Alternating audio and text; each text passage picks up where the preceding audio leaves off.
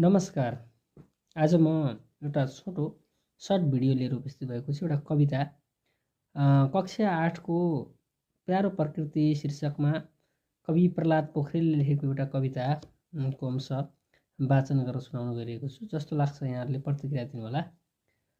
प्रातःकाल हिमाल हाँस्छ जसरी अस्तित्व फैलाउँदै, सारा चेतनशील जीवन जगत बिउजन्छ जागाउँदै, यो जागापन साथ सृजनामुखी फैलाउँदै चेतना, हामी गर्न सकाउन जीवनमुखी साहित्यको सिर्जना।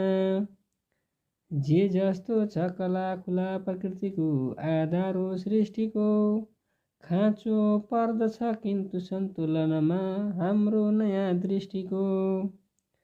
जस्तो जो परिदृश्य होस् प्रकृतिको यो पारदर्शी बनी, सम्झाएर सिकाउला गुरु बनी आदर्शको जीवनी। अग्लो बोट बनेर बढ्छ बिरुवा अपर्याप्त पानी परे, फल्ला उद्यमशीलता समयमै राम्रो लगानी गरे। सग्लो स्वस्थ बनाउने सुरकसी पानी लगानी गरी, चम्काउँ लटरम्म फल फुल फलले अस्तित्वको माधुरी।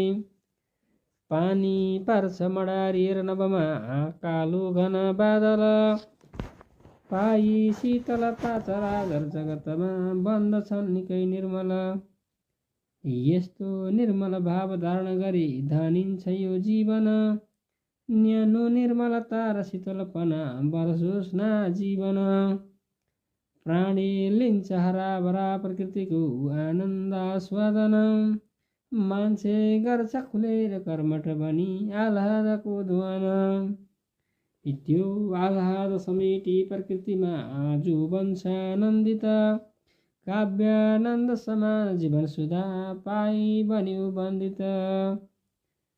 राम्रो स्वच्छ हराभरा प्रकृतिको आत्मीयता पाउँदा, आत्मैदेखि रमाउँदछ दुनिया आनन्द भेट्टाउँदा। यो आनन्द सदाभर फिजियोस् प्राणी जगतमा सदा, ऊर्जायुक्त सशक्त निर्भय बनोस् यो जिन्दगी सर्वदा। वाचनको प्रयास गरेँ। यो शार्दूल विकृति छन्दमा लेखिएको कविता